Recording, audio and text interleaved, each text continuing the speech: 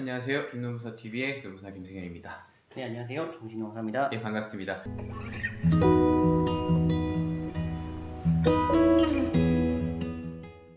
지난 시간에 이어 개정 노동법, 근로기준법 설명을 좀 드릴까 해요. 지난 시간에는 저희가 최단급, 대지급금으로 바뀐 제도에 대해 설명드렸고, 이번 시간에는 직장 괴롭힘 방지법에 대해서 설명을 좀 하려고 해요. 설명을 좀 드리려면 기존에 어땠는지를 좀 알아야 될 것 같아요. 사실 직장 내 괴롭힘 방지법이라고 이제 입법을 했고 들어온 것이 이제 정의 규정이 들어왔어요. 무엇이 직장 내 괴롭힘이다 라는 정의 규정이 들어왔고, 신고가 되어졌을 경우 사용자의 조치 의무사항에 대해서 법에 들어왔단 말이죠. 그 다음에 이 신고를 한 이후로 불이익을 줬을 때 어떻게 처리할 것인가에 대한 것도 법에 들어왔고, 그 다음에 직장 괴롭힘이 확인이 되어지면은 이를 어떻게 처리할 것인가 분리조치하고 거기에 대한 안전장치 마련하고 또는 징벌을 가하고 이런 내용이 이제 들어왔단 말이죠. 근데 여기서 아예 다 없는 게 뭐냐면은 이 규정들의 중에서 신고를 이유로 불이익 조치를 했을 때 벌금이 가능한 또는 뭐 징역이 가능한 이 형사벌을 빼고는 아무런 벌칙 규정이 없어요. 사실 이 문제로부터 시작되는 거 하나. 두 번째 문제는 직장 내 괴롭힘의 상당수인 사용자가 가해를 했을 경우 아무런 규정이 또 없습니다. 누가 조사를 해야 될지 어떤 처벌을 해야 될지 아무런 규정이 없었어요. 그러니까 이게 사실은 되게 실무를 처리한 노동부에서도 행정 지침으로밖에 처리를 하지 못하는, 입법이 다 되지 못한 법이었다, 이렇게 좀 설명을 드릴게요. 그러면 이제 뭐가 달라졌는지 이제 설명을 좀 주시죠. 이번에 변경되는 이제 개정안들, 신설되는 내용들이 좀 있고요. 이제 사실 이 내용들을 잘 보면은 남녀고용평등법에 있는, 그러니까 직장 내 성희롱이 발생했을 때 그거에 대한 이제 사용자의 조사 의무나 근로자를 보호해줘야 될 의무들이 유사하게 나와 있는데요. 이미 이제 직장 내 성희롱 관련한 법률에는 과태료 규정이 다 있었습니다. 그래서 조사를 해달라고 했는데 조사를 하지 않거나 적절하지 않은 조치들을 했을 때 과태료 규정들이 매 단계마다 다 부과가 되어 있었는데, 이런 부분들이 다 이번에 괴롭힘에도 적용이 된다라고 보시면 되고, 사업주에 의한 성희롱이 별도의 이제 벌금 규정이 있듯이 똑같이 직장 내 괴롭힘 같은 경우도 대표자에 의한 괴롭힘을 별도로 이제 규제할 수 있는 내용들이 신설된다고 보시면 되고요.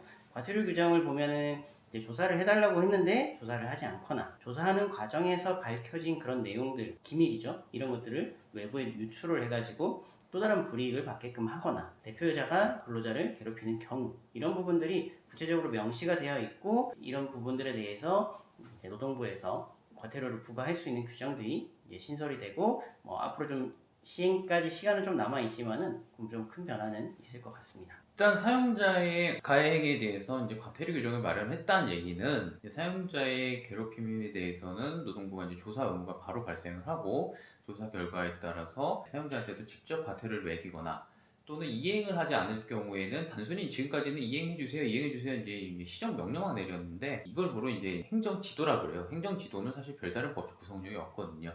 여기에 대해서도 실질적으로 행정지도를 할 수 있는 법적 근거를 마련했다는데 좀 의미가 있겠죠. 이 법의 시행은 뭐 아직 공포가 안 된 걸로 알고 있는데, 뭐 공포일로부터 6개월이니까 아직 좀 시행 예정은 남아 있는데, 어쨌든 뭐 진일보한 발전이라고 좀 볼 수 있겠습니다. 끝으로 뭐 정리해 주시죠. 앞으로 좀 그럼 이제 어떻게 이제 직장 내 괴롭힘이 발생했을 때 대응을 해야 될까? 이런 부분들이 좀 궁금하실 것 같은데요. 그러니까 지금 같은 경우는 1차적으로 사용자한테 조사를 해달라고 신고를 하고, 그럼에도 불구하고 어떠한 조사를 하지 않았을 때는 노동청에 신고를 하면 노동청에서 사용자를 한번 불러다가 이러이러한 내용으로 조사를 하고 보고서를 언제까지 제출하라 라는 것까지가 현재 상황이고요. 그래서 보고서를 제출했는데 조사 잘했네, 그럼 이제 그때부터 끝입니다. 어떠한 불이익이 사용자에게 발생하지 않는데, 앞으로는 바뀌겠죠. 조사를 하지 않았다라는 부분에 대해서 진정을 제기를 하게 되면 사실이 확인되면 과태료가 부과가 되겠죠. 그렇기 때문에 내가 조사를 해달라고 요청한 내용이나 이런 것들을 좀 기록으로 남겨놓을 필요가 있을 것 같습니다. 그래야지만 과태료를 부과할 수 있는 근거가 되겠죠. 그래서 명시적으로 내가 이러한 괴롭힘을 당했는데 조사를 해주십시오.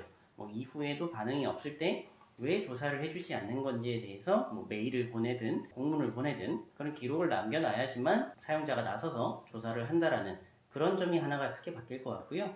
두 번째로는 사용자도 과태료를 부과당하기 싫으니까는 앞으로는 조사를 더 열심히 하려는 부분들은 있을 것 같습니다. 그래서 사용자가 조사를 진행하는 데 있어가지고 얼마나 객관적이고 공정하게 하느냐가 좀 핵심적인 부분이 될 것 같고요. 일단 하긴 하니까요, 조사를. 그렇기 때문에 이런 부분에 있어서 내가 가진 정보나 이런 것들을 다 주는 게 맞을지, 아니면은 절차나 이런 것들을 충분히 확인하고 나의 대리인과 함께 조사를 할 수 있게끔 한다거나, 서로 이제 대리인들이 같이 모인 자리에서 공정하게 조사를 한다거나, 이런 부분까지 좀 더 고려를 해볼 필요는 있을 것 같습니다. 그래서 감독관의 업무는 좀 줄어들 것 같고, 오히려 사용자나 아니면 사업장 내에서 진행되는 조사 절차는 앞으로 좀 많아질 것 같아서, 이런 부분에 대해서 좀 도움이 될 수 있는 자료를 앞으로 저희도 좀 준비를 해서 말씀을 좀 드리도록 하겠습니다. 어쨌든 제도가 발전을 하는 것은 긍정적인 면이 있습니다. 역시나 부족한 것은 계속해서 채워나오고 마련해 나가야 되겠죠. 자, 오늘 김nom사 TV에서는 직장 괴롭힘 지난 시간에 이어서 법 개정 사항에 대해서 좀 살펴봤어요. 좀 많이 반가운 얘기고, 이와 관해서 이제 궁금한 점 있으시면 댓글로 남겨주시고, 카카오톡 그 친구 찾기에서 노무법인 시선을 검색해 주시면은 쉽게 찾을 수 있습니다. 질의 남겨주시면 간단하고 빠른 것은 그 자리에서 해결해 드리도록 할게요. 좋아요, 구독 같이 좀 부탁드리고요. 여기까지 하시죠. 감사합니다. 감사합니다.